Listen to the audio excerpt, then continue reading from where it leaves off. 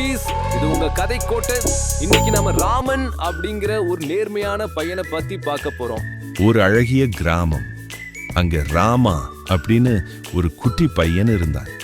அவன் ரொம்பவே நேர்மையானவன். அவங்க அம்மா அவன் கிட்ட, ராமா, இந்த வெள்ளாற்றை பக்கத்து ஊர் சந்தையில வித்துட்டு வாப்பா அப்படின்னு சொன்னாங்க.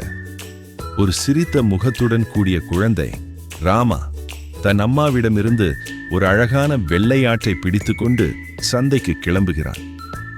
ராமா வெள்ளாட்டை அழைச்சுக்கிட்டு சந்தைக்கு போய்கிட்டு இருந்தான். வழியில ஒரு பெரிய ஆறு வந்தது. அந்த ஆத்தை கடக்கும் போது ராமா கொஞ்சம் கவனக்குறைவா இருந்தான். வெள்ளாடு அவன் கையிலிருந்து தப்பிச்சு ஆற்றுல குதிச்சு மறுபக்கத்துக்கு ஓடி போயிடுச்சு. ராமா திகைத்து பார்க்கிறான். ஐயோ, அம்மா கிட்ட என்ன சொல்றதுன்னு ராமாவுக்கு ஒரே பயம். வெள்ளாட்டை தேடி ரொம்ப தூரம் ஓடினான். அடர்ந்த காற்றுக்குள்ளேயும் போய் பார்த்தான். ஆனா வெள்ளாடு கிடைக்கவே இல்லை. காட்டில் அழுது கொண்டிருக்கும் ராமனை ஒரு வயதான தாத்தா பார்க்கிறார். அவர் ராமனிடம் என்ன நடந்தது என்று கேட்கிறார். அந்த தாத்தா ராமனை ஒரு புதர் மறைவிற்கு அழைத்துச் செல்கிறார்.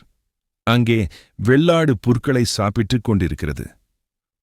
ராமா அந்த தாத்தாவுக்கு நன்றி சொல்லிவிட்டு வெள்ளாட்டை சந்தைக்கு அழைத்துச் சென்று விற்கிறான்.